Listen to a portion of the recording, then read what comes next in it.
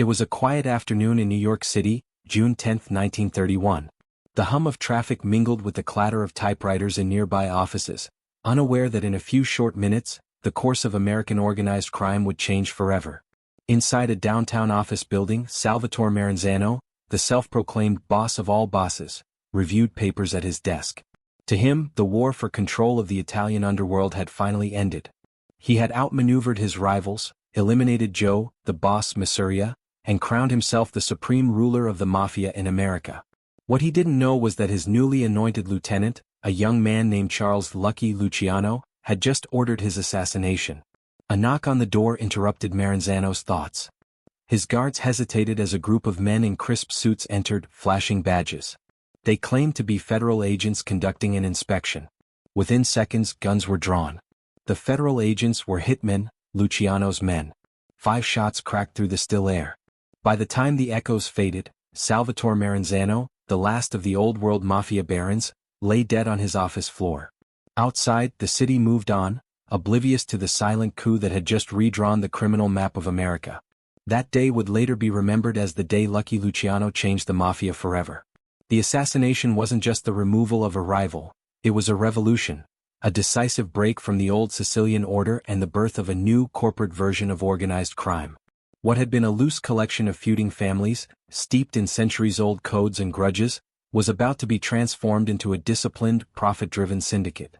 Luciano didn't just want to control the Mafia. He wanted to reinvent it. The world he inherited was one of blood and superstition. The Mafia, as it had existed since its Sicilian roots, operated on fear, ritual, and vengeance. Power was inherited, not earned. Rules were unquestionable, and disputes were settled with bullets in the street. Luciano, however, was a product of New York, a place where the old world collided with modern ambition. He had seen how Americans built businesses, how Wall Street operated, how money could flow without blood if power was organized correctly. In a single, audacious act, he destroyed the past to build something entirely new. In the aftermath of Maranzano's death, the underworld trembled. The old dons, the men who had once ruled with unchallenged authority, vanished overnight. Some fled, others were quietly eliminated. In their place rose a new system, structured, efficient, and ruthlessly pragmatic. Luciano abolished the archaic boss of bosses title, replacing it with a collective governing body, the Commission. Each major Mafia family would now have a voice, a vote, and a stake. Conflict would be replaced with consensus. At least that was the theory. But beneath the facade of order, something darker was stirring. Luciano's genius wasn't just in organization, it was in psychology. He understood human nature, the greed, the ambition, the fear that drove men to betray one another. His empire would thrive not because he eliminated violence, but because he controlled it. The Commission would become a boardroom of killers, each smiling across the table while calculating the odds of survival.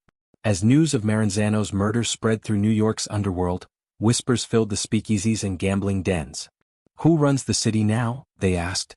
The answer came in hushed tones: Lucky. To the press he was an enigma, handsome, immaculately dressed, polite. To the police he was untouchable. To his peers he was both savior and executioner.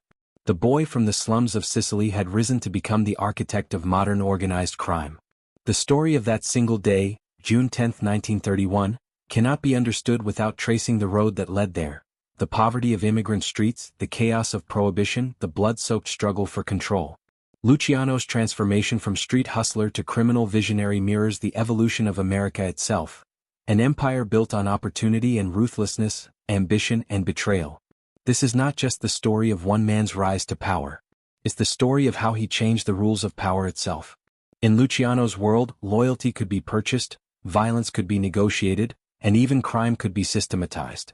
He brought logic to lawlessness, turning vice into enterprise and gangsters into businessmen.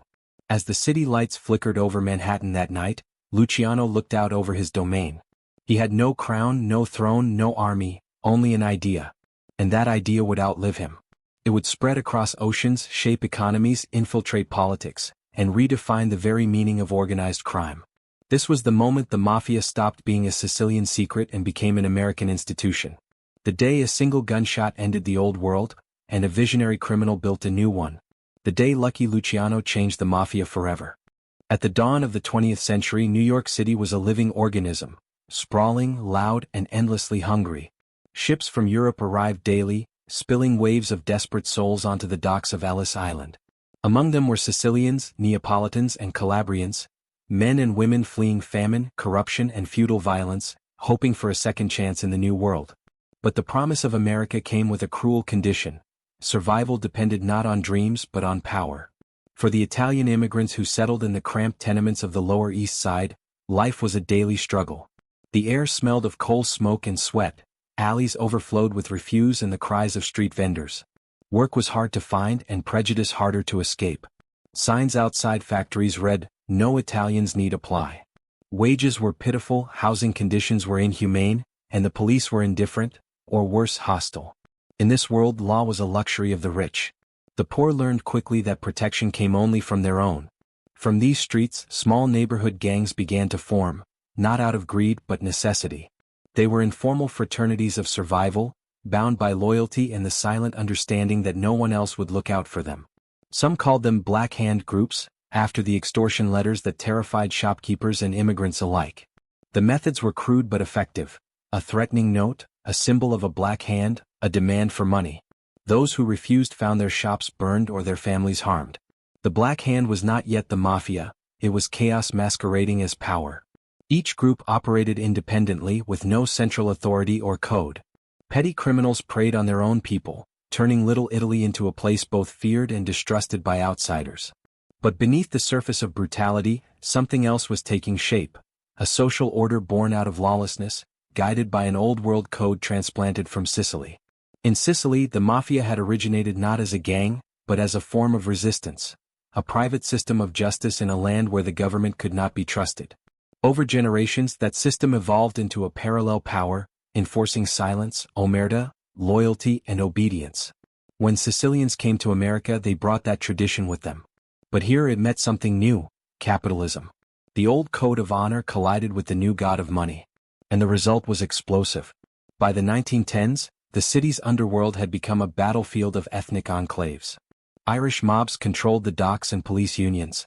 Jewish gangs dominated gambling and the garment district. Italian factions fought each other for scraps of territory, Sicilian against Neapolitan, Calabrian against everyone. The old country rivalries refused to die. Instead of uniting against poverty, they waged miniature wars in alleyways and saloons, spilling blood over the right to control a single block. Law enforcement, overwhelmed and corrupt, often looked the other way. Many officers were on the take. Others simply didn't care what happened in the immigrant ghettos. Politicians treated crime as a political currency, trading protection for votes. The city was a machine and crime was one of its hidden gears. For ambitious men with few options, that machine offered both opportunity and danger. Then came 1920, and with it the 18th Amendment. Prohibition changed everything. Overnight, the federal government had outlawed alcohol, and in doing so, created the largest black market in American history. Demand didn't vanish, it multiplied. And the men who could supply the forbidden drink became kings. Suddenly, crime wasn't about petty extortion anymore, it was about logistics, distribution, and economics. Bootlegging required organization, protection, and connections that spanned neighborhoods, cities, even states. The chaos of the street gangs gave way to something more disciplined. The small-time thugs of yesterday began to think like businessmen. They learned routes, suppliers, and profit margins. They bribed cops, judges, and customs agents. They hired lawyers and accountants. The line between criminal and entrepreneur blurred beyond recognition. In this new underworld economy, the Italian mobsters had one unique advantage: they understood secrecy. Where other groups relied on violence and bravado, the Italians built networks of silence and trust. Deals were made behind closed doors, and disputes settled in whispers, not headlines. The Mafia, once fragmented by old loyalties, began to glimpse the potential of unity. Still, unity was fragile. The old-world bosses, men like Giuseppe Morello and Joe, the boss Masuria, clung to Sicilian tradition. They demanded absolute obedience and viewed outsiders, especially Jews and Irish, with suspicion. To them, power was personal and inherited. But the younger generation, the ones born or raised in America, saw things differently. They spoke English, read newspapers, and admired American efficiency. They wanted power built not on ancestry but on intelligence. Among these new thinkers was a young Charles Luciano.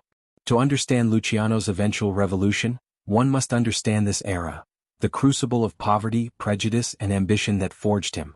He grew up watching men like Mafia grow rich while others starved.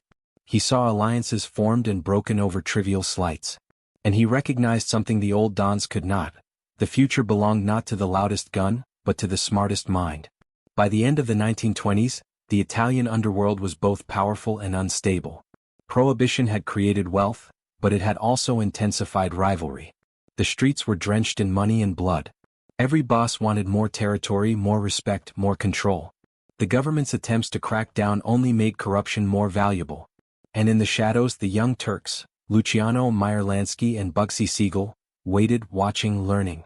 New York was a city of contradictions. Skyscrapers rising over slums, police raids staged by men on mob payrolls, preachers condemning sin while drinking bootleg whiskey in private clubs. It was a city that reflected America itself, ambitious, hypocritical, and hungry. In that chaos, Lucky Luciano saw clarity. He saw that the Mafia didn't need to die, it needed to evolve. And soon he would give it exactly that: structure, discipline, and a vision that would outlast every man who doubted him. The stage was set.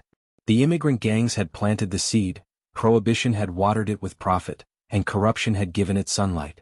All it needed was someone to shape it, someone ruthless enough to kill tradition and clever enough to build an empire from its ashes. The world was ready for Lucky Luciano.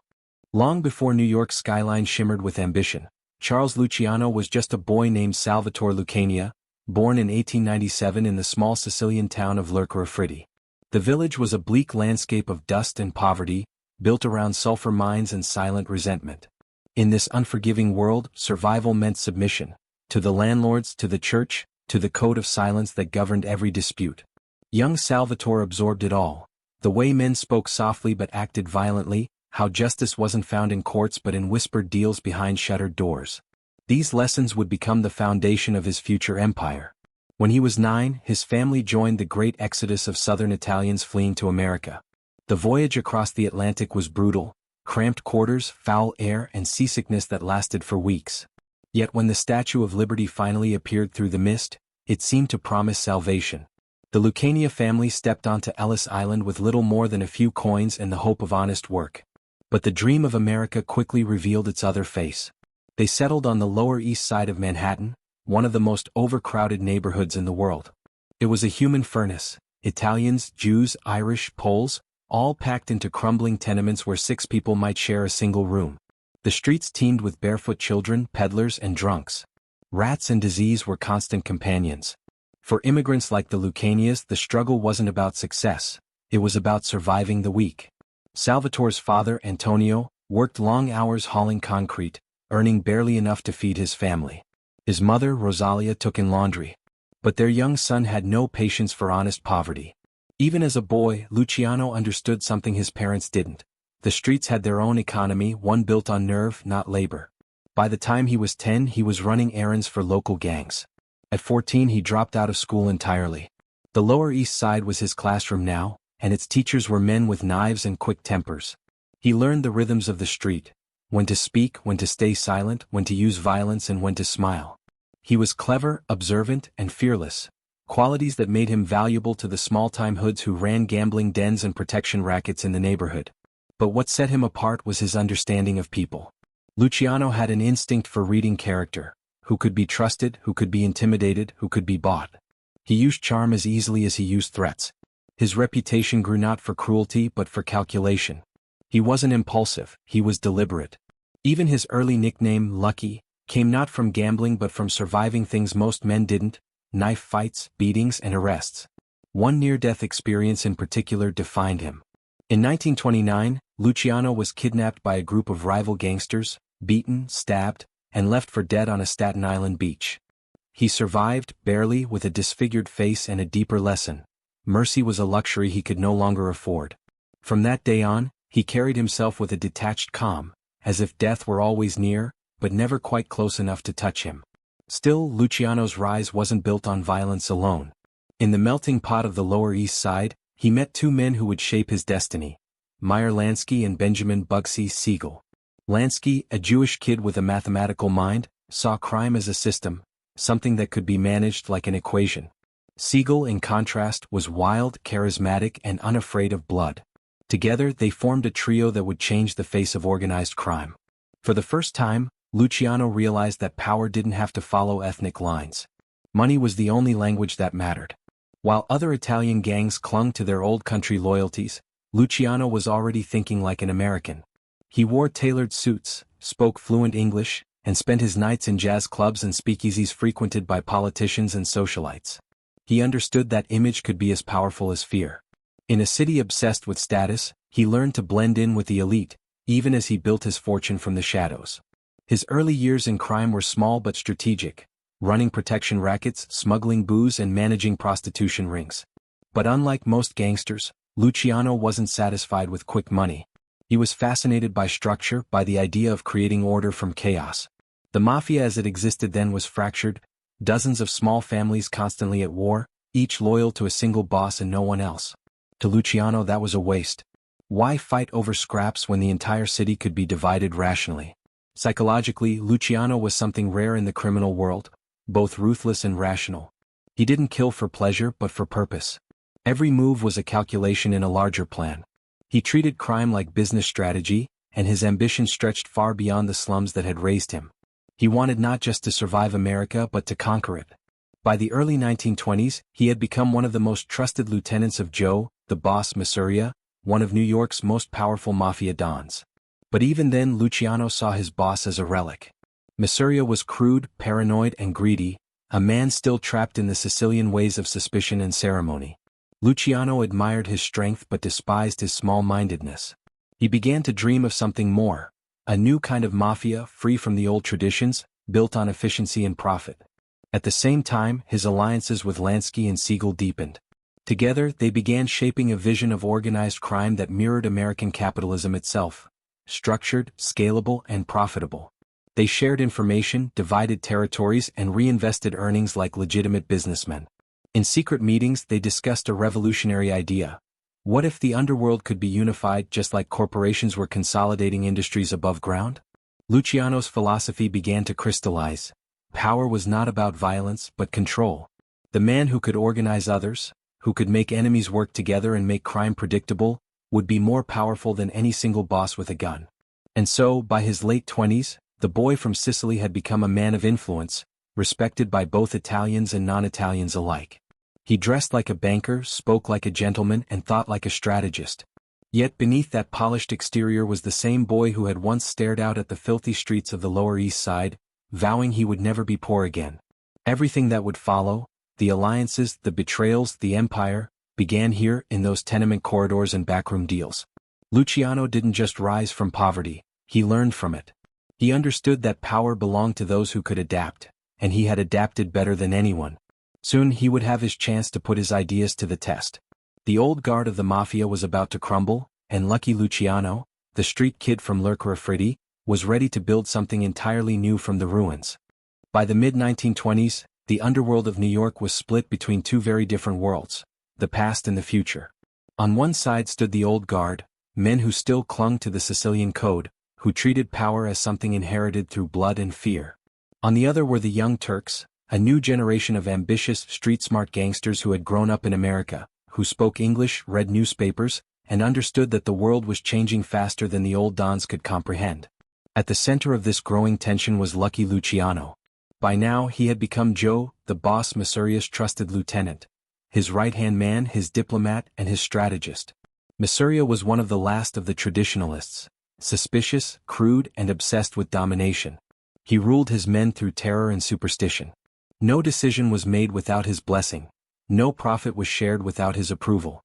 He saw himself as a king in a feudal system, and his soldiers as subjects bound by omerta, the sacred code of silence. But to Luciano, this way of ruling was backward. The world outside the Mafia was changing. The stock market was booming, prohibition had created millionaires overnight, and crime was evolving into an industry. Luciano looked around and saw opportunity being wasted. Instead of endless blood feuds and petty rivalries, he imagined cooperation. Italians working with Jews, Irish, and anyone else who could make money. To him, the Mafia didn't need to be a secret brotherhood from Sicily, it needed to be a modern corporation. His ideas were dangerous, even blasphemous. To the old dons, the thought of partnering with non-Italians was an insult to heritage. To Luciano it was just good business. Money, he would later say, is bigger than nationality. Around him, a circle of like-minded men began to form, men who shared his vision of a modernized underworld. They were called the Young Turks. Among them were his lifelong friends Meyer Lansky and Bugsy Siegel, along with Frank Costello, Vito Genovese, and Albert Anastasia, each with his own specialty, each representing a new breed of criminal. They weren't bound by the old loyalties, they were bound by ambition. Frank Costello was the diplomat, smooth, urbane, and politically connected. He knew how to buy influence, not just muscle. Vito Genovese was Luciano's shadow, ruthless, calculating, and utterly loyal to the pursuit of power. Albert Anastasia, known as the Mad Hatter, was the enforcer, a man whose reputation for violence made even other killers nervous. Together they formed a council of equals, a prototype for the commission that would come later. Meanwhile the old guard clung to their fading empires. Men like Salvatore Maranzano, a proud Sicilian who styled himself after Julius Caesar, preached the purity of Sicilian bloodlines and the ancient ways. To them, Luciano and his crew were disrespectful upstarts, tainted by American ideas and alliances with Jews. The tension between these two worlds was more than personal, it was philosophical. It was a clash between old-world loyalty and new-world logic. Luciano played a dangerous game, pretending allegiance to the old while quietly building the new. To Masuria's face he was obedient, deferential, the perfect lieutenant. But behind closed doors he was planning a future where men like Masuria would no longer exist. He began forming quiet partnerships across ethnic lines, particularly with Lansky, whose Jewish networks controlled much of the bootlegging and gambling trade. Together they created an alliance that transcended tradition, a partnership that combined Italian muscle with Jewish intelligence and organization. In many ways Lansky was Luciano's mirror image. Where Luciano understood people, Lansky understood systems. He could look at a racket and see inefficiency, waste, and potential for profit. He introduced Luciano to the concept of diversification, not relying on one business but spreading operations across multiple ventures: gambling, bootlegging, prostitution, labor racketeering. It was the same strategy used by corporations like Standard Oil and U.S. Steel, only applied to crime.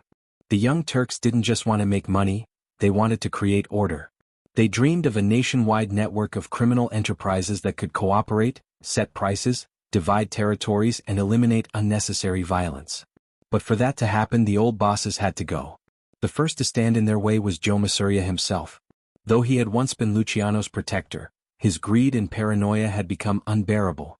He demanded more tribute, made rash decisions, and started unnecessary wars with rival families. Luciano began to see him as an obstacle, a man whose ego threatened the very stability of the empire they were building. But Luciano couldn't simply turn against his boss, that would mean certain death. Instead he began to play both sides, secretly communicating with Masuria's rival, Salvatore Maranzano. Maranzano too wanted reform, but of a different kind. He envisioned himself as a Roman emperor of the underworld, bringing all the families under his personal control. To Luciano, both men represented extremes of a dying system. Masuria the brutal tyrant, Maranzano the delusional monarch. Neither had the vision to truly modernize. As tensions between the two bosses escalated, Luciano began maneuvering behind the scenes, ensuring that whichever man won the coming war, he himself would come out on top. It was a delicate balance of deceit and diplomacy, one that required nerves of steel and an uncanny sense of timing. In the meantime, Luciano continued to cultivate political and police connections, learning from Costello how to navigate corruption like a statesman. He began hosting lavish parties, inviting both underworld figures and legitimate businessmen. To many he appeared less a gangster and more a businessman in fine suits, approachable, polite, and rational. Yet beneath the charm was an iron will. The Young Turks' influence grew quietly. They didn't shout or boast, they negotiated, they calculated, and they waited. Each day the divide between the new and old mafia widened. Younger men admired Luciano's confidence and vision. Older bosses whispered that he was dangerous, too American, too ambitious, too smart for his own good. In a world ruled by loyalty, Luciano was rewriting the rules. He believed loyalty had value only if it served progress. He didn't see betrayal as treachery, he saw it as evolution. The Mafia, as he saw it, wasn't a sacred brotherhood, it was an organization that had to adapt or die. By the late 1920s the stage was set for confrontation. The underworld was like a chessboard, and Luciano was positioning his pieces carefully. On one side, Masuria and Maranzano clung to old traditions. On the other, Luciano and his allies were building something new, something bigger. In hushed meetings over cigars and whiskey, Luciano spoke of a future where families could operate like companies, where disputes would be settled by votes, not bullets. "There's enough for everyone," he said. "If we work together, we all win." But the old guard didn't believe in sharing power, and they wouldn't step aside willingly.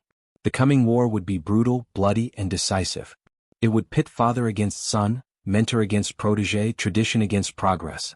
And when it was over, the world Luciano imagined, a world where crime operated like a business, not a vendetta, would finally begin to take shape. But first, the streets of New York would have to run red.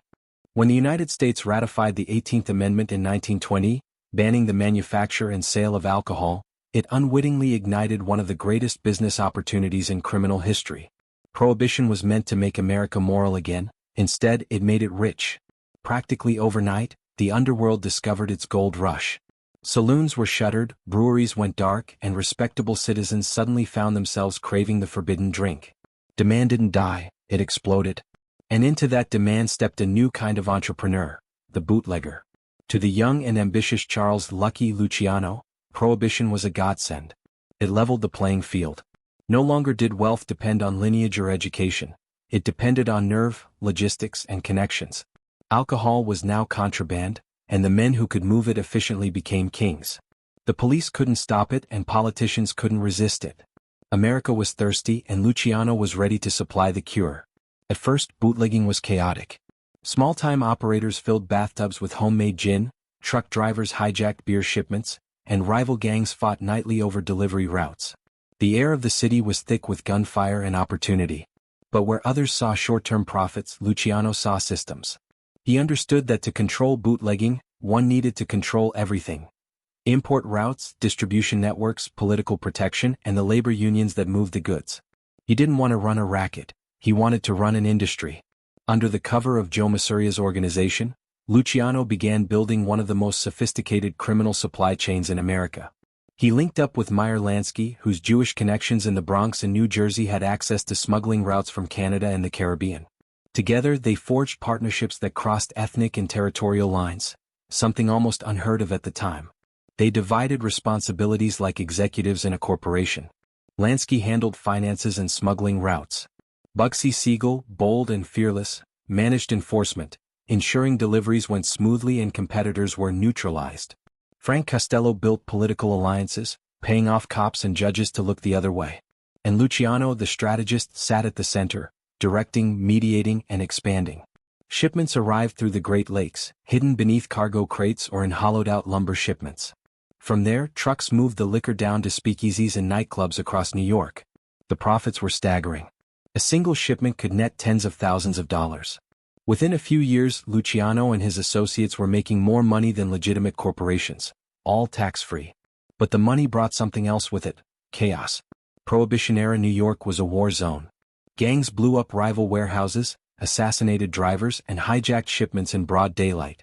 Every corner of the city was claimed by one crew or another. The Irish controlled the docks, the Jews dominated distribution, and the Italians fought each other for control of Manhattan. Luciano, unlike most gangsters, understood that violence was bad for business. Every bullet fired was lost profit. He believed in balance, in creating stability through negotiation, not endless bloodshed. So he began to act as a mediator between warring groups. When Irish mobsters clashed with Jewish distributors, Luciano arranged meetings. When Italian factions feuded over speakeasy profits, he stepped in to divide the pie fairly. Slowly, almost imperceptibly, he began shaping the underworld into something more organized, a marketplace rather than a battlefield. It was during this time that Luciano perfected the art of bribery. He didn't see it as corruption, he saw it as investment. Police officers, customs officials, and even politicians were added to his payroll. Judges turned blind eyes, warehouses operated under the protection of local precinct captains, and politicians received quiet envelopes of cash to fund their campaigns. Luciano called it insurance. It ensured that his trucks kept rolling and his ships kept docking, no matter what laws were written on paper. He also saw the value of image. While other gangsters flaunted their power, Luciano played the gentleman. He wore hand-tailored suits, tipped generously, and treated everyone, from waiters to policemen, with the same calm respect. It wasn't kindness, it was strategy. By appearing civilized, he made others underestimate his ruthlessness. "You catch more flies with honey," he liked to say, especially when the honey's laced with poison. Meanwhile, New York's nightlife flourished. Behind the discreet doors of speakeasies, jazz bands played, flappers danced, and politicians mingled with mobsters. Everyone drank, the rich, the poor, the devout, and the hypocrites. Prohibition had turned sin into fashion. And behind it all, Luciano's invisible empire supplied the flow. But success came with its own risks. The sheer profits of bootlegging drew the attention of every criminal in the city. Rival bosses wanted their cut. Joe Masuria demanded higher tribute, bleeding his men dry while giving nothing in return. Luciano, who had made his mentor rich, began to see him as a liability. The old boss's paranoia and greed threatened everything he had built. It wasn't just about money anymore, it was about evolution. Luciano understood that the world was changing, and that the Mafia needed to change with it. The bootlegging networks had shown him what organization could achieve, how coordination, planning, and partnerships could turn chaos into profit. But as long as the old bosses ruled, the Mafia would remain divided, provincial, and self-destructive. Prohibition had given Luciano more than wealth, it had given him a blueprint. He realized that if the underworld could be structured like a business, it could outlast laws, wars, and even governments. Each family could act as a division, the bosses could serve as executives, disputes could be settled through arbitration instead of bullets. It was an idea as audacious as it was logical, a criminal corporation that operated with the efficiency of Wall Street. Still, for all his vision, Luciano remained a man of contradictions. He loved money, but not just for its luxury, for the control it offered. He could buy silence, loyalty, and power. Yet he never forgot the lesson of the Lower East Side. Power earned through fear was fragile. True dominance came from respect, or at least the illusion of it. As the decade wore on, the profits from bootlegging reached astronomical levels. Luciano's network extended beyond New York, into Chicago, Detroit, and even Havana. He dealt with figures like Al Capone, forging national alliances that would one day form the foundation of a truly American mafia. By the late 1920s, Luciano and his circle were multimillionaires. They dined with celebrities, gambled with politicians, and moved through society like invisible royalty. Yet beneath the glamour, the cracks in the underworld were widening. The old bosses, men like Masuria and Maranzano, were growing restless, jealous of the young generation's influence. To them, Luciano's success wasn't innovation, it was betrayal. They didn't yet realize that the same system that had made Luciano rich was about to make him unstoppable. The bootlegger's gold rush had not only filled his pockets, it had armed him with the power to rewrite the rules of organized crime itself. And soon that rewrite would begin in blood. In the shadows of every deal, every betrayal, and every whispered threat that defined the Mafia's world, one unspoken rule governed all: omerta. More than a code of silence, it was a creed, a spiritual law binding men to secrecy, loyalty, and obedience. It was what separated men of honor from common criminals, and in Lucky Luciano's world, it was both a shield and a weapon. Omerta wasn't written in any book, nor was it explained aloud. It was absorbed, through fear, through ritual, through the slow shaping of a man's instincts until silence became second nature. To break omerta was to commit the highest sin. It was worse than theft, worse than murder. To speak to the law, to expose the secrets of the family, was to sign one's own death warrant.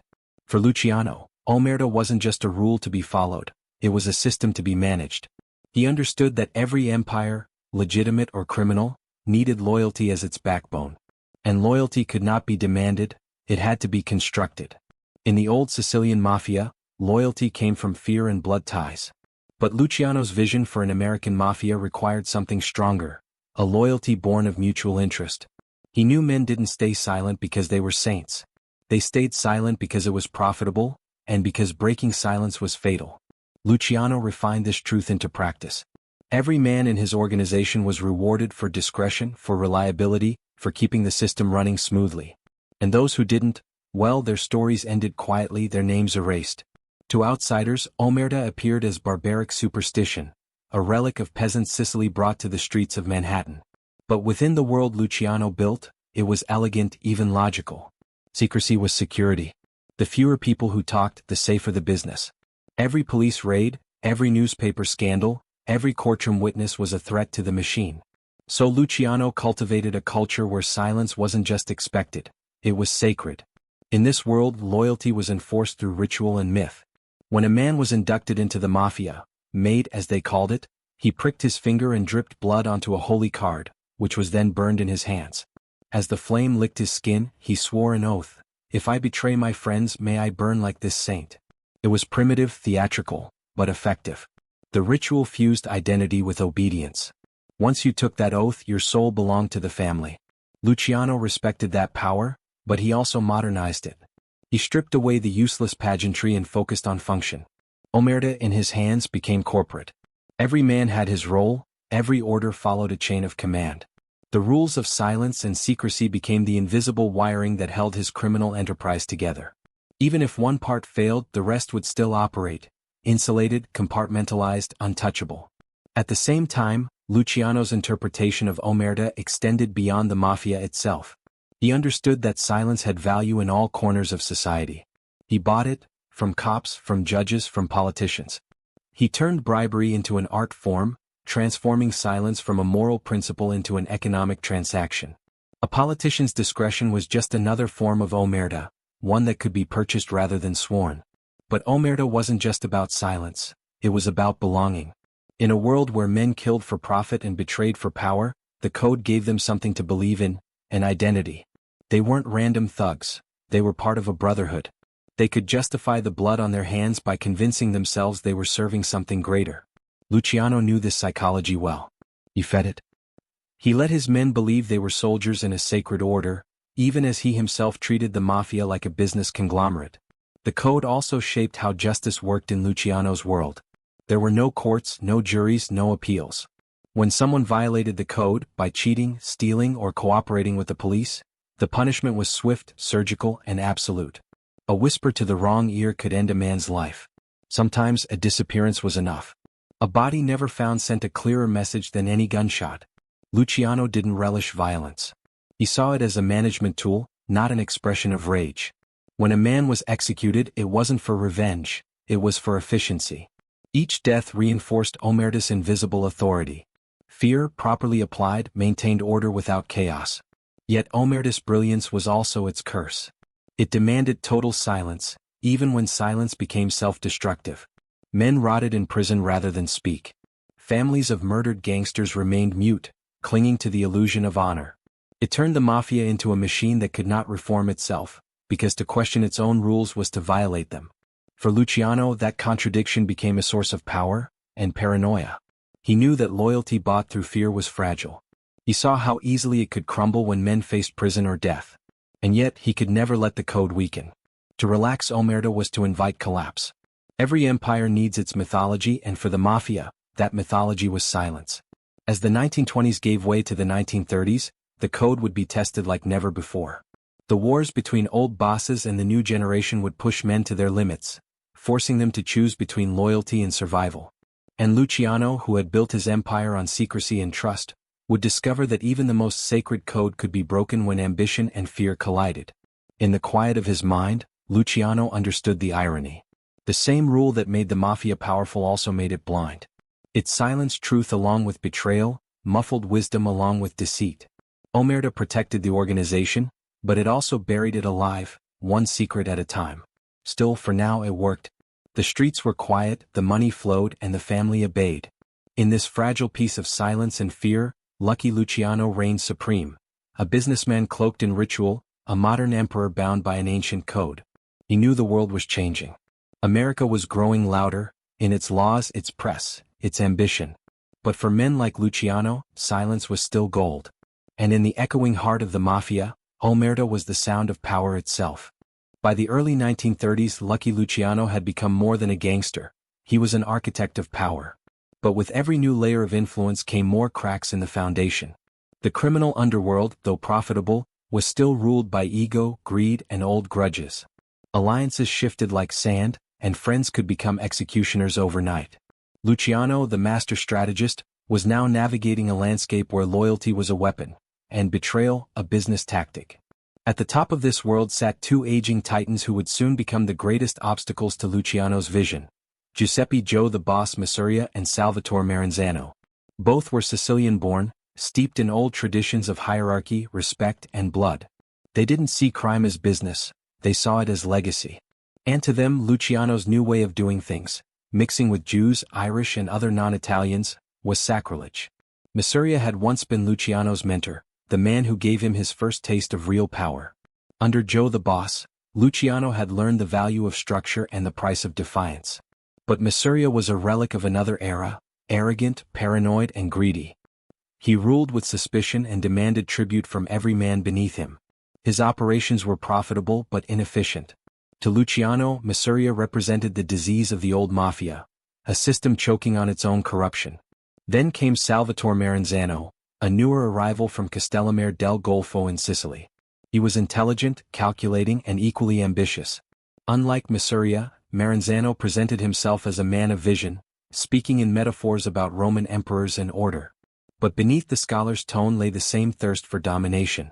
When he entered New York's criminal scene, he challenged Masuria's authority, igniting what would come to be known as the Castellammarese War, a bloody civil war between factions that turned the streets of New York into a battlefield. Luciano, trapped between these two warlords, saw the chaos differently. Where others saw enemies and territory, he saw opportunity. The old world was collapsing under its own weight, and he planned to rebuild it in his image. But to do that, he would need to survive, and to survive he would have to play both sides. For nearly 2 years the war raged. Bodies piled up in alleys, trucks exploded on city streets, and gunmen prowled nightclubs. Men who had once shared tables were now hunting each other down. Luciano maintained his calm. Publicly he remained loyal to Masuria. Privately he met with Maranzano's men, negotiating, probing, calculating the right moment to shift allegiance. He was surrounded by allies who shared his vision of a modernized underworld, men like Meyer Lansky, Bugsy Siegel, and Frank Costello. Together they represented the new school of organized crime, pragmatic, business-minded, unbound by ethnicity or tradition. They looked at the Mafia not as a family but as an enterprise. And they saw Masuria and Maranzano for what they were, bottlenecks in the flow of power. Lansky, ever the realist, urged Luciano to act before the war consumed them all. "We can't build a future," he told Lucky, "if the old men keep fighting for the past." Luciano listened. His mind, sharp as a blade, was already cutting through the options. He knew the truth: peace would only come through blood. In 1931, Luciano made his move. He reached a secret understanding with Maranzano. If he helped eliminate Masuria, he would be rewarded with power, autonomy, and a seat at the table in the new order. It was a dangerous gamble. Betrayal of a boss was punishable by death. But Luciano's ambition was greater than his fear. He knew that to create a future he had to destroy the past. On April 15, 1931, the plan unfolded. Luciano invited Masuria to a casual lunch at a Coney Island restaurant, a gesture of loyalty, or so it seemed. They played cards, exchanged stories, and shared a meal. Then, as Luciano excused himself to use the restroom, gunmen stormed in. In seconds, Masuria was riddled with bullets, his body slumped over the table, playing cards still in his hand. It was a symbolic end, the death of the old Mafia, delivered with brutal efficiency. Luciano emerged from the shadows as the heir apparent. Maranzano, true to his word, rewarded him, naming him underboss and granting control over vast territories. For a brief moment, it seemed that peace had been restored. But Luciano, ever the student of power, recognized the pattern. One warlord had replaced another. Maranzano's ego soon revealed itself. He began restructuring the Mafia into what he called the Empire, dividing it into families and crowning himself Capo di Tutti Capi, boss of all bosses. He compared himself to Julius Caesar, with every other mobster reduced to a Roman general beneath him. For Luciano it was déjà vu. The faces had changed but the disease remained the same: greed, hierarchy, and obsession with control. The new order suffocated his vision. Maranzano distrusted Luciano's non-Sicilian alliances, especially his friendship with Lansky and Siegel. He began plotting to remove Luciano and his associates. Luciano heard the whispers before they reached his doorstep. Maranzano had secretly hired Irish hitmen to kill him, a fatal mistake. In the world Luciano had built, information was power and silence was never absolute. In September 1931, Luciano struck first. He sent a team of his own assassins, disguised as government agents, to Maranzano's Manhattan office.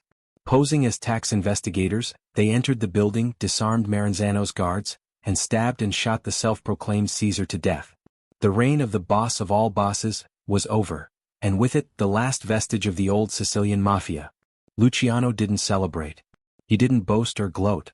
Instead, he gathered the surviving leaders of every major crime family in New York and proposed something revolutionary: an end to the endless wars, a system that favored cooperation over dominance. No more bosses of bosses. No more kingdoms.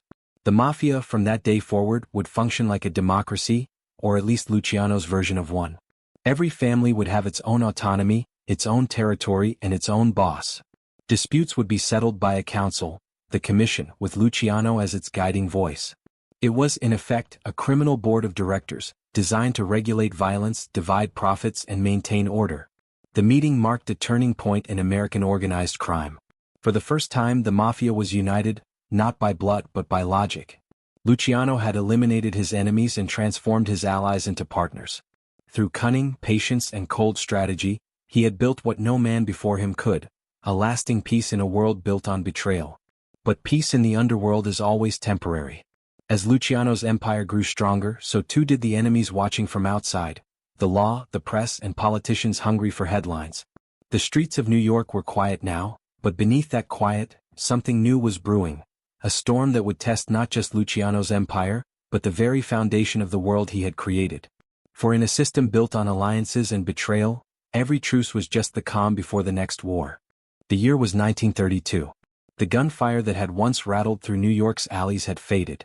The bodies had been buried, and the city, exhausted by years of bloodshed, exhaled. On the surface, it seemed lucky Luciano had done the impossible. He had ended the Mafia civil war, dismantled the tyranny of the old bosses, and replaced chaos with order. But beneath that calm exterior, another war was brewing, quieter, smarter, and infinitely more dangerous. This was the hidden war, a battle fought not with Tommy guns but with money, influence, and information. It wasn't about who ruled the streets anymore. It was about who controlled the system itself. Luciano's creation, the Commission, had transformed organized crime from a collection of gangs into a national syndicate. Families in New York, Chicago, Detroit, Cleveland, and even Los Angeles were now linked through a network of agreements. Disputes were resolved by negotiation, profits were shared, and rules were enforced with surgical precision. Luciano had turned the Mafia into what he called a business of men, not boys. Yet, with order came visibility, and visibility attracted attention. Law enforcement, newspapers, and moral crusaders began to notice that something new had replaced the chaos of the bootlegging wars. The violence was down, but the money was up. The government didn't yet know what it was looking at, but Luciano could feel the spotlight tightening. After the repeal of Prohibition in 1933, Luciano's empire faced its first true test. The rivers of money that had flowed from bootlegging suddenly dried up. Millions of dollars in liquor profits evaporated overnight. For many gangsters this was the end. But Luciano saw it differently. He understood what legitimate businessmen understood: when one market closes, another opens. He pivoted. Prohibition had been a temporary market, but human vice was eternal. People would always gamble, seek pleasure, and crave escape. So Luciano diversified. He expanded into gambling, narcotics, labor racketeering, prostitution, and unions. He didn't just control criminal enterprises, he infiltrated legitimate industries. Through Frank Costello, he gained influence in the construction and garment sectors. Through Meyer Lansky, he funneled profits into offshore accounts and casino ventures in Cuba. Luciano was building something unprecedented: a shadow economy that mirrored America's own capitalism. The Mafia was now a corporation, diversified, decentralized, and global. But every expansion came with new enemies. Rival bosses in other cities, resentful of Luciano's dominance, began plotting to regain control. Politicians who had once taken bribes now faced mounting public pressure to act. And lurking behind it all was an ambitious prosecutor who would become Luciano's most dangerous adversary, Thomas E. Dewey. Before Dewey, few in law enforcement had dared to take on the Mafia directly. Corruption was too deep, fear too widespread. But Dewey was different. He was young, relentless, and incorruptible. He didn't just want to arrest Luciano, he wanted to destroy the myth of the untouchable mob boss. Luciano, however, remained calm. He had seen ambitious men come and go. To him, Dewey was another politician looking for headlines. He underestimated just how methodical his new opponent was. While Dewey built his case, Luciano fought his war on multiple fronts. Inside the commission, he managed disputes between powerful allies like Al Capone's Chicago outfit and Detroit's Purple Gang. Outside, he maintained the illusion of legitimacy. He attended nightclubs, met with businessmen, and cultivated politicians. Always charming, always polite, always 2 steps ahead. But the most dangerous front was invisible, within his own empire. The hidden war wasn't only with the law, it was within the Mafia itself. The same men Luciano had empowered, ambitious, intelligent, ruthless, now began to see themselves as equals. Some whispered that Luciano had grown too powerful, too visible. Others resented his Americanization of the Mafia, seeing it as a betrayal of Sicilian tradition. Luciano managed these tensions with precision. He balanced power, divided territories, and ensured that no one family could dominate the others. He used the commission as both shield and sword, solving disputes peacefully while quietly eliminating those who broke the rules. His message was clear: peace was profitable, but only if everyone remembered who enforced it. Still, even Luciano couldn't control every threat. The narcotics trade, which he had allowed but never fully embraced, drew new kinds of attention. Federal agencies, armed with international intelligence, began tracking smuggling routes that led back to New York. Informants, once unthinkable under the Code of Omerta, began to appear. And in the public imagination, the Mafia was no longer a whisper, it was a national obsession. Luciano adapted. He tightened communication, restricted who could attend meetings, and increased security around his lieutenants. His paranoia grew in proportion to his power. Every phone call was suspect, every new ally a potential spy. In private moments, even he admitted to Lansky that the hardest part of the game is not knowing who's playing against you. Meanwhile, Dewey's investigation was closing in. Unable to attack Luciano's financial empire directly, he shifted tactics, targeting his operations in prostitution, a business that Luciano barely managed but one that linked him to hundreds of brothels across New York. Dewey's agents followed the money, arrested madams, and flipped witnesses through intimidation. Luciano saw the danger too late. His empire had grown so vast, so diversified, that even he couldn't see every weak point. What had once been strength, delegation, had become vulnerability. The commission was intact, but the system it managed was leaking secrets. The hidden war was reaching its climax. In early 1936, newspapers began publishing Dewey's accusations, painting Luciano as the Vice King of New York. For the first time, Luciano's name appeared on the front pages not as a whisper or rumor, but as fact. He was no longer invisible. The man who had built his empire on silence was now the subject of every headline. To his associates he appeared calm. To his enemies, invincible. But privately, Luciano knew the tide was turning. He couldn't bribe every judge, silence every witness, or hide behind every politician. The system he had manipulated for years was beginning to turn against him. The hidden war had taught Luciano a harsh truth: power built in shadows cannot survive in the light. He had created a world where men ruled by silence, but the louder America's justice system became, the more fragile that silence seemed. By the time Dewey's investigators finally caught up with him, Luciano's empire was still intact, but his freedom was not. The hidden war was over, and the next one would not be fought in alleys or boardrooms, but in the courtroom. Still, in that moment, Luciano remained defiant. He had outlasted bosses, gunmen, and wars. He had turned chaos into order and crime into business. But now, as the spotlight bore down and the whispers turned into testimonies, even lucky Luciano, the man who built the modern Mafia, would learn that no empire, no matter how hidden, could remain untouchable forever. By 1936, Charles "Lucky" Luciano had become more myth than man, the ghostly ruler of an empire without borders.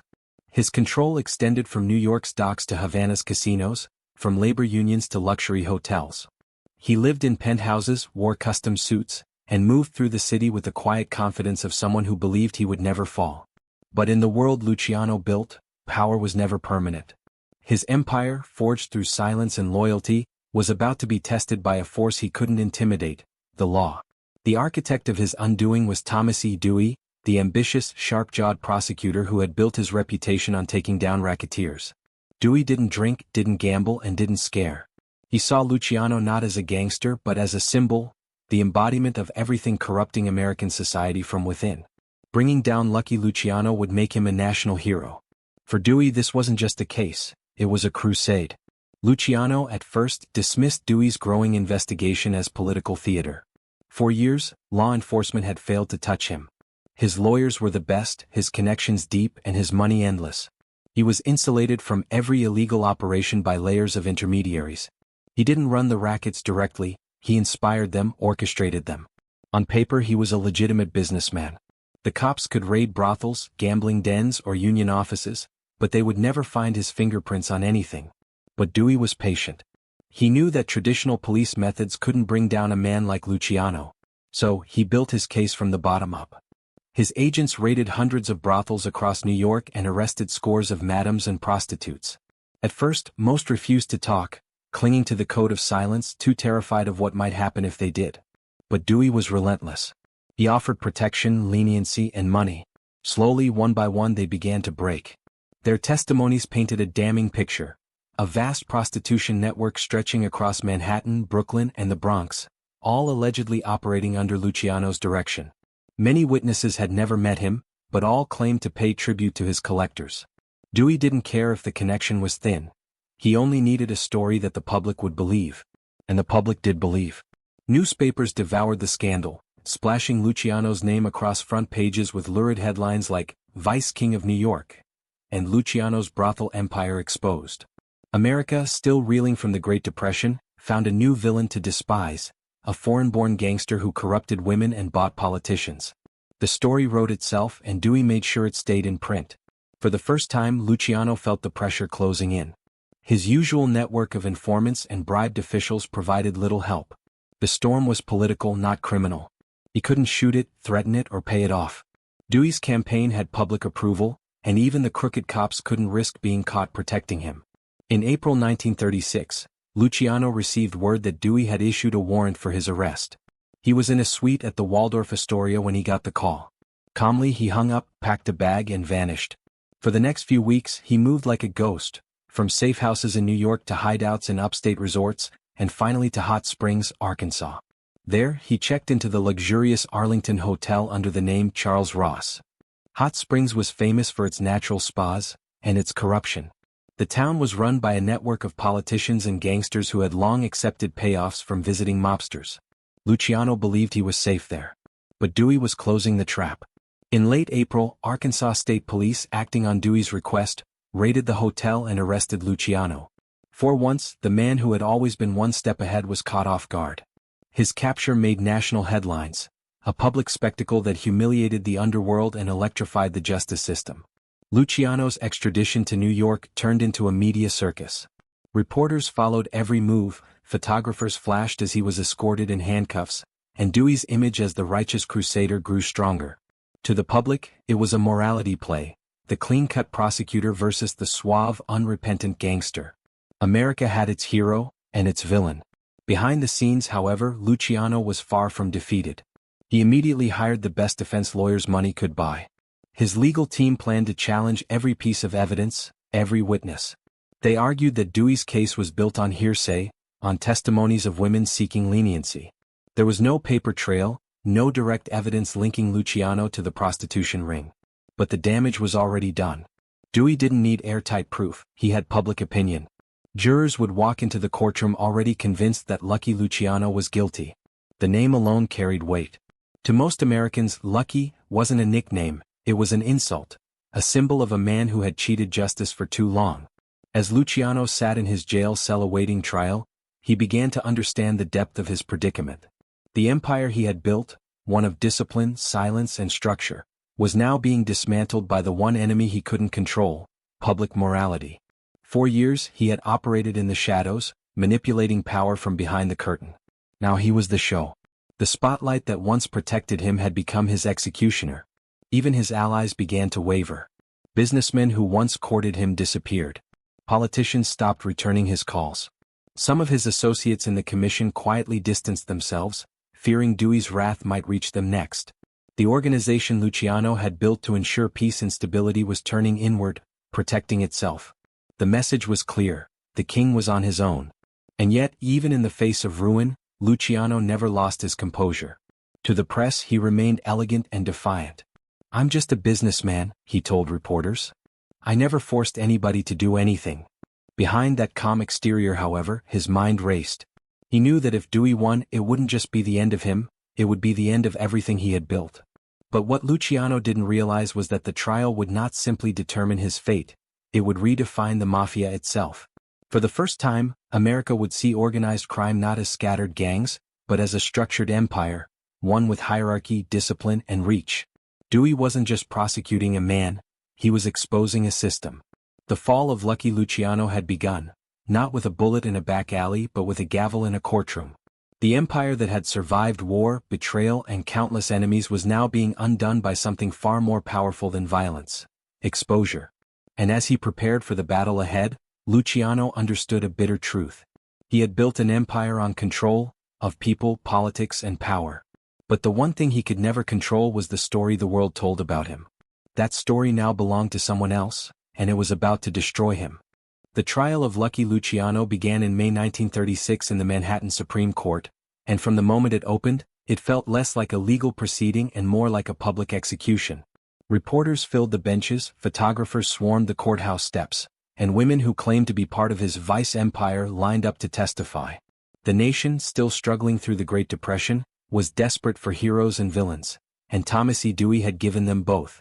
Luciano walked into the courtroom in a tailored suit, head held high, as if he were attending a business meeting rather than his own potential downfall. He was calm, even charming, offering reporters quick smiles. But inside he understood the gravity of the moment. He had faced rival gangs, assassination attempts, and betrayal, but this was different. This was a war fought in words and perception, where bullets couldn't protect him. Dewey's case rested largely on testimony. He brought forward dozens of witnesses, mostly prostitutes and madams, each describing how Luciano's men collected payments, offered protection, and operated brothels under his supposed direction. Some told elaborate stories of meetings with Luciano, of orders given, of money exchanged. Many of those accounts were inconsistent or impossible to verify. But Dewey didn't need perfect evidence, he needed narrative coherence. In the eyes of the jury, it wasn't just about what Luciano did, it was about what he represented. To the American public, he was the face of vice, the hidden hand behind corruption. Dewey played on that image masterfully, portraying him as the dictator of organized crime. Each testimony became another thread in the web of guilt, carefully spun to paint Luciano as the spider at its center. Luciano's defense team fought fiercely. They argued that the entire case was built on perjury and coercion. Many of the women, they claimed, had been pressured by Dewey's office, offered immunity or money in exchange for testimony. Others had never even met Luciano. The defense presented witnesses of their own, club owners, hotel clerks, and friends, who insisted Luciano was just a gambler, a socialite, not a pimp. But Dewey countered every move with precision. When the defense accused the prosecution of manipulation, he simply leaned into morality. This man, Dewey thundered in court, has made millions off the degradation of women. He believes he is above the law. Let this jury prove him wrong. His voice echoed through the chamber, hard and clear, like a sermon. The courtroom was silent. As days turned into weeks, the tension grew unbearable. Newspapers printed daily updates, turning the trial into a serialized drama. Headlines screamed about Luciano's girls tell all, and Dewey cracks the vice king. Public opinion was no longer in question, it was a tidal wave. By the time closing arguments began, Luciano's guilt had already been decided in the minds of many. On June 7, 1936, after a 9-hour deliberation, the jury returned with its verdict: guilty on 62 counts of compulsory prostitution. The courtroom gasped, reporters sprinted to telephones. Luciano remained motionless, his expression unreadable. Dewey's jaw tightened but his eyes gleamed, victory. The sentencing came days later. Judge Philip J. McCook called Luciano a menace to society, and declared that his punishment must serve as a warning. Then he delivered the blow: 30 to 50 years in state prison. The longest sentence ever handed down for such a charge. The crowd murmured in shock. Luciano, stone-faced, nodded slightly as if accepting the inevitable. That moment marked the end of an era. The man who had once ruled New York's underworld like a silent king was now led away in chains. Dewey became a national celebrity, his name synonymous with justice and reform. For the first time, America believed it had conquered organized crime. But behind bars, Luciano remained unbroken.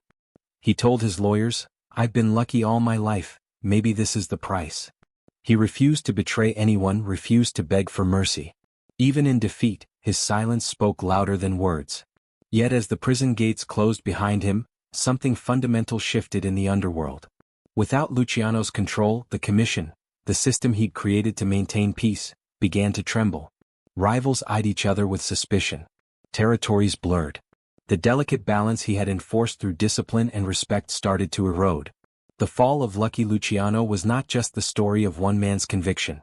It was the beginning of a transformation, both for organized crime and for the American justice system. Dewey had won the battle, but the war between power and order, between loyalty and survival, was far from over. Luciano's trial had exposed him, humiliated him, and confined him, but it hadn't erased his influence. Even behind bars, he would remain the ghost in the machine, the architect whose blueprints would continue to shape the Mafia's future long after the courtroom lights went dark.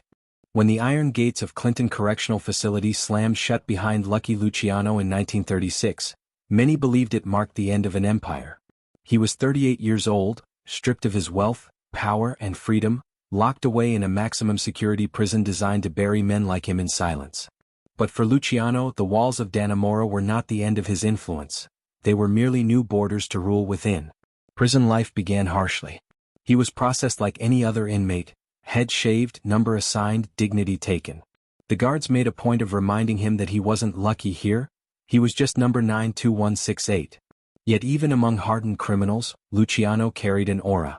His calm composure, quiet authority, and natural charisma distinguished him immediately. He wasn't loud or threatening, he didn't need to be. Men who had heard of him on the outside respected the legend, and those who hadn't quickly learned to. The warden soon realized that Luciano wasn't an ordinary prisoner. He was disciplined, polite, and strangely cooperative. He followed rules, avoided conflicts, and even helped maintain order among inmates.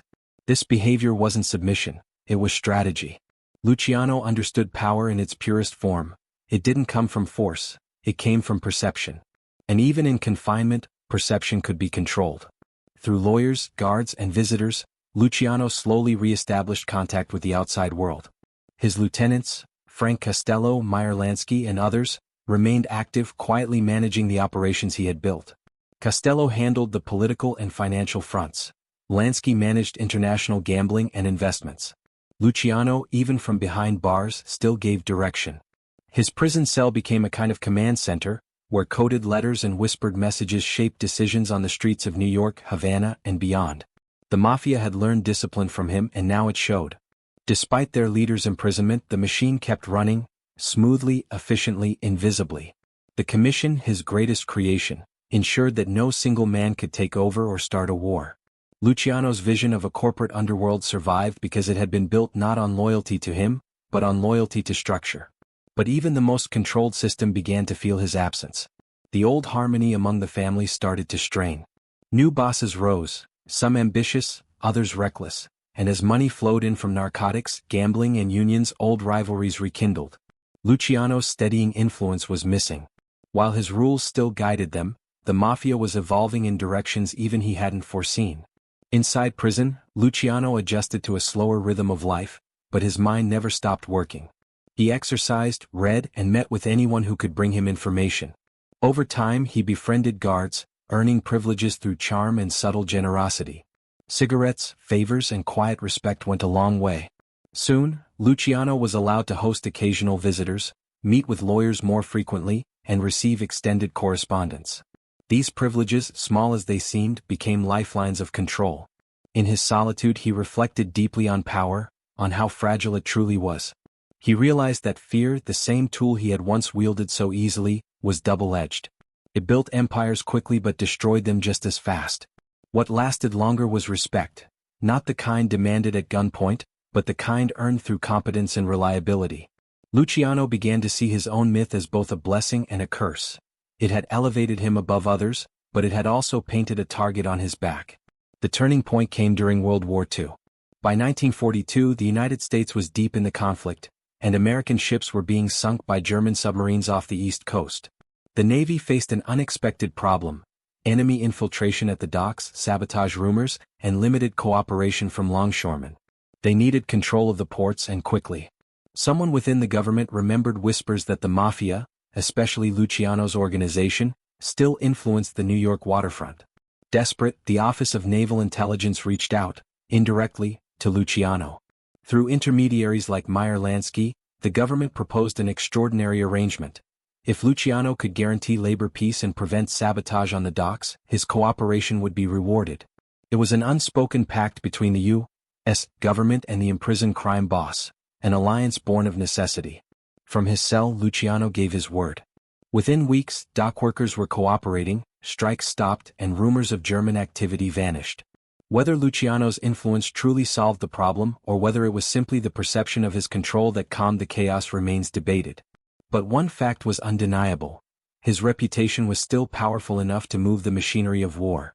This cooperation, known later as Operation Underworld, became the foundation of the campaign that would eventually secure his release. Dewey, the man who had once vowed to destroy him, was now governor of New York. The political winds had changed, and the government quietly acknowledged Luciano's wartime assistance. In 1946, after serving nearly 10 years, Dewey commuted his sentence on the condition that Luciano be deported to Italy. When the decision came, Luciano showed no visible emotion. Freedom came with exile. He would never set foot on American soil again. As he packed his few belongings, he told one guard, "They can send me anywhere, but they can't erase what I built." In February 1946, Luciano boarded the SS Laura Keene under heavy guard. Reporters crowded the docks, shouting questions. "Lucky, any regrets?" one called out. Luciano smiled faintly. "Yeah," he said, "I didn't get to finish the job." As the ship pulled away, the skyline of New York faded into mist, the city he had conquered, reshaped, and ultimately lost. Behind him lay the empire he had designed, now in the hands of his protégés. Ahead of him, an uncertain future in a country he barely remembered. But even in exile, his legend would only grow. From his prison cell to his deportation, Luciano had proved something no prosecutor could ever take from him: that true power didn't depend on freedom. It lived in influence, memory, and fear. Behind bars, he had ruled without a throne. And as he crossed the Atlantic, Lucky Luciano remained what he had always been: the invisible hand that guided the Mafia's evolution, the mind that even prison could not contain. When Lucky Luciano stepped onto Italian soil in 1946, the air carried the heavy scent of history and irony. The man who had built the most powerful criminal empire in American history was now in exile, a ghost cast out from the very empire he created. He was 48 years old, stripped of citizenship, forbidden to return to the country where his name had become legend. Yet even in exile, Luciano's story was far from over. His instincts, sharpened by decades of survival, told him that power, like a flame, could still burn if he found the right oxygen. He arrived in Naples a man out of place. Post-war Italy was in ruins, cities bombed, people starving, the black market thriving. For Luciano, it was both a tragedy and an opportunity. The local underworld was fragmented. Old mafia families in Sicily and Naples had been weakened by war and fascism. There was no order, no structure, no vision. Luciano, ever the strategist, saw the chaos as familiar terrain. At first he tried to live quietly. The Italian government, under pressure from the United States, kept him under constant surveillance. Police followed him everywhere. Reporters hounded him for interviews. "I'm retired," he told them. "No more business." But the old instincts refused to die. Men from the shadows began to visit him. Smugglers, ex-soldiers, rising Camorra bosses, all seeking guidance, partnership, or permission. Luciano, despite his protests, was slowly drawn back into the game. His home in Naples became a meeting point for criminals and businessmen from across Europe and America. Officially, he was just an aging deportee living off savings. Unofficially, he was rebuilding connections, discreetly, efficiently. In time, his influence stretched again across the Atlantic through intermediaries like Meyer Lansky and Frank Costello, who remained active in the United States. Though he could never return physically, his reach still touched the American underworld. The late 1940s and early 1950s brought a new era of opportunity: the post-war boom, the rise of Havana as a glamorous playground for gamblers, and the perfect cover for organized crime. Cuba, with its loose laws, corrupt officials, and luxury hotels, was a natural bridge between the old mafia and the new global network forming in Luciano's imagination. And it was there that he made his boldest move yet. In 1946, not long after his deportation, Luciano secretly traveled to Havana under false pretenses. Through forged papers and bribed officials, he entered Cuba under the name Salvatore Lucania. The American government, unaware at first, would later explode with outrage when they discovered his presence. But in those few months, Luciano achieved something monumental. He gathered the heads of the Mafia families for what would become known as the Havana Conference. In the ballroom of the Hotel Nacional, surrounded by cigars, champagne, and bodyguards, Luciano met with some of the most powerful men in the American underworld: Meyer Lansky, Frank Costello, Vito Genovese, Albert Anastasia, and even the rising star Bugsy Siegel. The purpose was clear: to re-establish order, to solidify cooperation across territories, and to plan the future of organized crime in the modern world. Luciano sat at the head of the table, not as a boss giving orders, but as a chairman guiding discussion. He spoke of restraint, discipline, and expansion. Gambling, narcotics, and union rackets were to be managed like corporations: efficient, sustainable, international. He emphasized that war between families was bad for business. To those who had thought him finished, his presence was a revelation. He was older, perhaps softer in the face, but the eyes still burned with command. The conference cemented a new phase of the Mafia's evolution: the global network. From Havana casinos to Sicilian ports, from New York unions to French heroin routes, Luciano's vision began to take shape once again: decentralized, professional, and resilient. But the victory was short-lived. When the U.S. government discovered he was in Cuba, they pressured the Cuban president to act. Within weeks, Luciano was arrested and deported back to Italy. The message from America was unmistakable: his time of direct control was over. Back in Naples, Luciano tried to adapt to a quieter life. He purchased a modest villa overlooking the Bay of Naples, lived surrounded by a small circle of friends, and occasionally entertained visitors from America and Sicily. But beneath the surface he remained restless. He wanted respect, not as a criminal but as a man who had built something lasting. In his later years, Luciano began to reflect on legacy more than empire. He often spoke about how the Mafia had changed, how greed had replaced honor, how violence had become reckless, and how young gangsters no longer understood the discipline that once defined the Commission. He lamented that the new generation didn't grasp the code of balance that kept the underworld from collapsing into chaos. He also grew philosophical about his own life. "I gave people jobs," he once said to a reporter. "Sure, they were dirty jobs. But I fed a lot of families." He saw himself not as a villain, but as a man who had simply played the game by the rules of his time, rules written in silence and blood. In January 1962, Lucky Luciano's long, turbulent life reached its final act. He was in Naples, preparing to meet an American film producer interested in making a movie about his life, a project he hoped would finally tell his story on his terms. He put on a sharp blue suit, combed back his silver hair, and stepped into the winter air. At the airport, after greeting the producer with a handshake, Luciano suddenly collapsed. His heart gave out before he hit the ground. He was 64. When police searched his pockets, they found only a few personal items: a watch, a rosary, and a cigarette case engraved with his initials. The man who once controlled millions had left the world quietly, without fanfare or fortune. Yet in death, as in life, Luciano's influence endured. The Mafia he had organized survived him, spreading far beyond his imagination, into politics, entertainment, and international finance. His rules, his structure, his vision, all became the DNA of modern organized crime. In exile, Luciano had discovered the ultimate truth about power: it doesn't live in crowns or titles but in the systems you leave behind. He had lost everything: his freedom, his country, his wealth, but the world still ran on his blueprint. And as the waves lapped against the Neapolitan shore that night, it was hard not to imagine the ghost of Lucky Luciano smiling, not as a man beaten, but as an architect who had designed something too powerful to ever truly die. Lucky Luciano's legacy is more than the story of a mob boss. It's the blueprint for modern organized power. Before him, crime in America was a patchwork of rival gangs ruled by emotion and ego. Luciano replaced that chaos with structure. He introduced logic, strategy, and discipline to an underworld that had thrived on blood feuds. In his eyes, the Mafia wasn't just a gang, it was a business. Through the creation of the Commission, he built something revolutionary: a governing body that could manage disputes, divide territories, and prevent wars. Violence became a last resort, profit became the new code. His genius lay in transforming crime from personal vendetta into corporate efficiency. The Mafia began to function like a multinational organization, with budgets, meetings, and quiet negotiations instead of bullets. That transformation didn't just affect America. Luciano's model inspired criminal networks around the world, from Europe to Asia, who studied his methods as if they were lessons in management. Even law enforcement changed in response. The FBI began treating organized crime as a system rather than a collection of thugs, leading to modern anti-racketeering laws and surveillance tactics that still shape investigations today. Yet, his legacy is not without irony. The system he built to ensure peace and control eventually bred new generations who valued greed over order. Men like Genovese and Gotti twisted Luciano's disciplined empire into something reckless and loud. The old code of silence, the restraint he valued, slowly vanished. His greatest creation became his greatest tragedy, a machine that no longer remembered its engineer. Culturally, Luciano became myth.